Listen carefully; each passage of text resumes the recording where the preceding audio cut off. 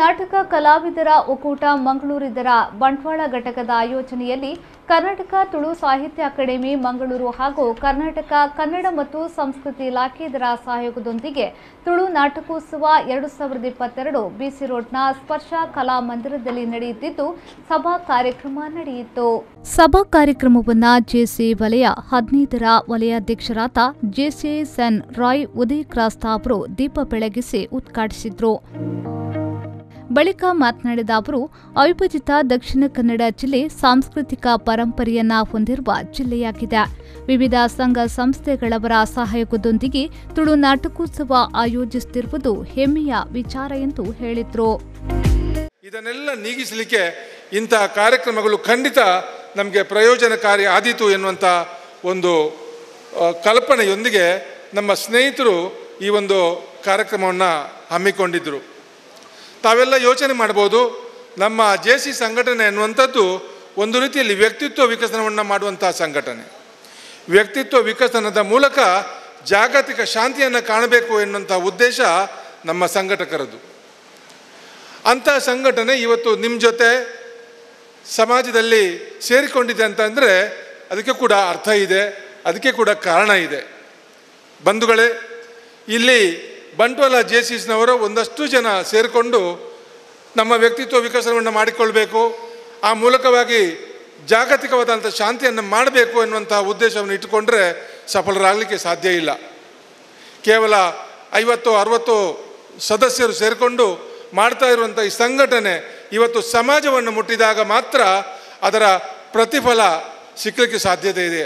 ಆದ್ದರಿಂದ ಇಂಥ ಸಮಾರಂಭಗಳಲ್ಲಿ ಹಿರಿಯರು, ಬಂಧುಗಳು, ಸಹೋದರರು, ಸಹೋದರಿಯರು ತಾವೆಲ್ಲ ಸೇರಿದರೆ, ನಮ್ಮಂಥ ಸಂಘಟನೆ ಜೊತೆ ತಾವು ಕೂಡ ಕೈ ಜೋಡಿಸಿದರೆ ಯುವಕರನ್ನು ಹೆಚ್ಚು ಈ ಒಂದು ಸಂಘಟನೆಯತ್ತ ತಾವೆಲ್ಲ ಮನಸ್ಸು ಮಾಡಿ ಪ್ರೋತ್ಸಾಹಿಸಿ ಹುರಿದುಂಬಿಸಿ ಮುಂದೆ ಬರುವ ಹಾಗೆ ಮಾಡಿದರೆ ಖಂಡಿತ ನಮ್ಮೊಂದು ಸುಭೀಕ್ಷವಾದಂಥ ದೇಶವನ್ನು ಕಾಣಲಿಕ್ಕೆ ಸಾಧ್ಯ.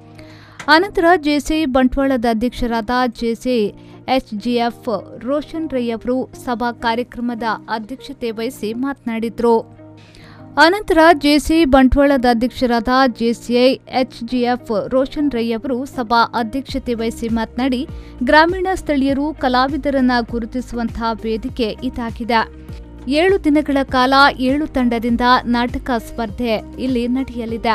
ಜಾತಿ ಭೇದ ಮರೆತು ನಾವೆಲ್ಲರೂ ನಾಟಕದಲ್ಲಿ ಈ ಹಿಂದೆ ಪಾಲ್ಗೊಳ್ಳುತ್ತಿದ್ದೆವು ಎಂದು ಅವರು ಇದೇ ವೇಳೆ ಹೇಳಿದರು.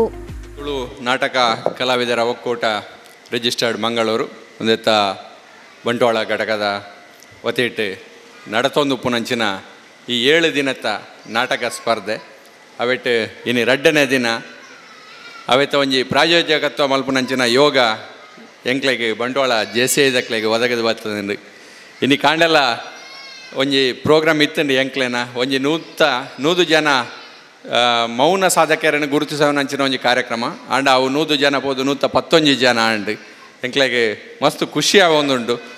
ಇನ್ನು ಆ ಒಂಜಿ ಅಂಚನೆ ಈ ನಾಟಕ ರಂಗಲ ಇತ್ತ ಈ ಸ್ಪರ್ಧೆ ಆವೊಂದುಂಡು ಇಂದುಲ ಐಕ್ಲ ನೆಕ್ಲ ಮಸ್ತ್ ಸಾಮ್ಯತೆ ಉಂಟು. ದಯಪಂಡ ಅಂದುಲ ಗ್ರಾಮೀಣ ಸ್ಥಳೀಯ ಪ್ರದೇಶದ ನಾಟಕ ಕಲಾವಿದರನ್ನು ಗುರುತಿಸವನಂಚಿನ ಒಂಜಿ ವೇದಿಕೆ 7 ದಿನ 7 ತಂಡದಕ್ಲು ಬತ್ತದ ಮುಲ್ಪ ಸ್ಪರ್ಧೆ ಮಲ್ಪೇರೋಲ್ಲೇರು ಅವು ಸ್ಪರ್ಧೆ ಎನ್ನೋಡು ನಿಜ್ಜಿ ಅಕ್ಲೆಗೆ ತಿಕ್ಕುನ ಪುಂಚಿನ ಒಂಜಿ ಎಡ್ಡೆ ಅವಕಾಶ ಇತ್ತೆ ಅವೇ ತೂವೊಂದುಲ ನಮ್ಮ ಬರೋದು ಪುನಃ ತುಳು ಪಿಕ್ಚರ್ಲುಪ್ಪ ಕನ್ನಡ ಪಿಕ್ಚರ್ಲುಪ್ಪು ಮಸ್ತ್ ಜನ ಕಲಾವಿದರು ನಾಟಕ ರಂಗಡದೆ ಬತ್ತಿನಕ್ಲುಪ್ಪುನು.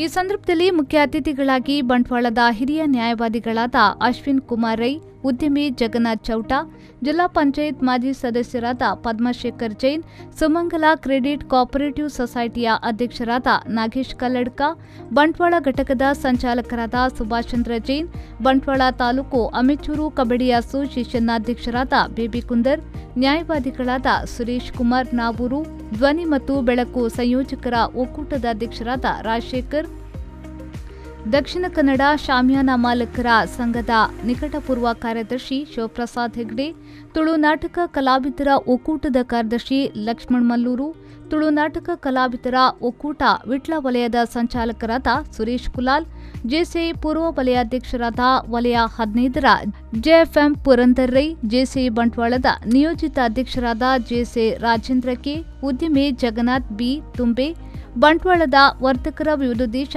ಸಹಕಾರಿ ಸಂಘದ ನಿರ್ದೇಶಕರಾದ ಹೇಮಂತ್ ಕುಮಾರ್ ಜೈನ್ ಉಪಸ್ಥಿತರಿದ್ದರು. ಶರಸಾಲ್ಯನ್, ವಿ4 ನ್ಯೂಸ್, ಬಿಸಿ ರೋಡ್.